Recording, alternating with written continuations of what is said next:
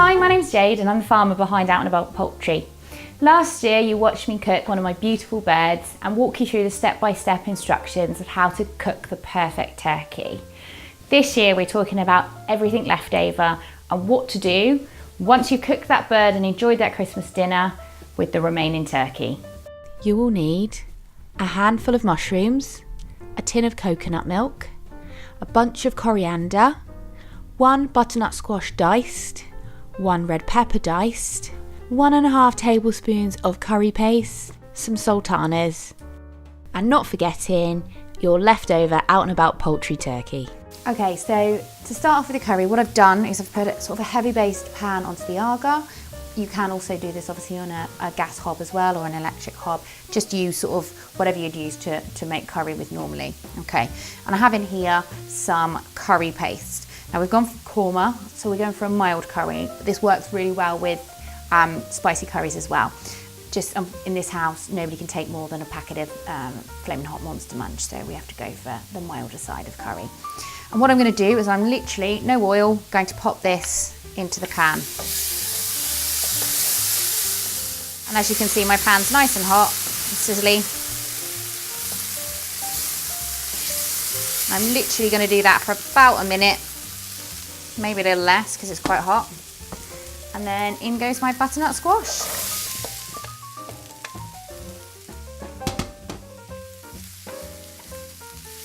And what I'm going to do now is just coat all the squash in the curry paste. So just keep stirring it round. Like I say, about a minute, minute and a half, cook that off. And then what you will need next is your coconut milk. So you just pour that in.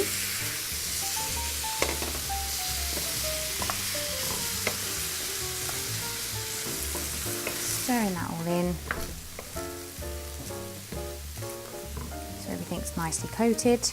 Bring your mushrooms, your peppers. So pop your mushrooms in alongside. So the mushrooms are optional, but we love mushrooms in this house, and it's a great way of getting another one of your 5 a day into your food. That's it. So I know the pan looks really full, but obviously this all just cooks down. So stir those in, get your red pepper in as well.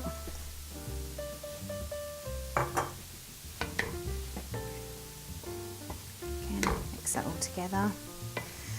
And what I'm going to do now is just add another tin of water to this.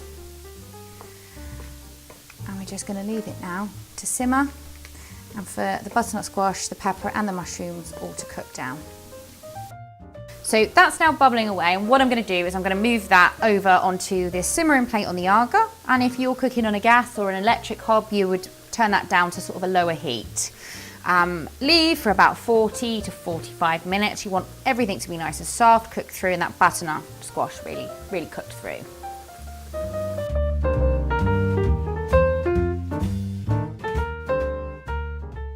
So our next step is to add the turkey. The curry has cooked down, the juices have sort of evaporated and been absorbed. So we're just going to add our turkey now.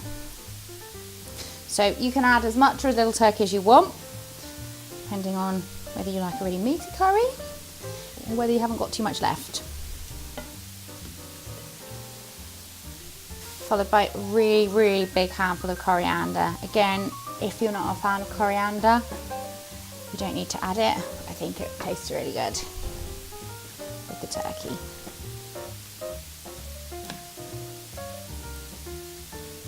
Just mix that all in, gives it a really nice colour, the orange and the green together. And the final stage, I quite like to add some sultanas to it, just for a bit of sweetness. Thanks ever so much for following along and watching us today. I hope you've enjoyed this video and I hope you enjoy your curry. I want to wish you a happy new year from everyone here at Team Out and About. And please keep following our journey on social media.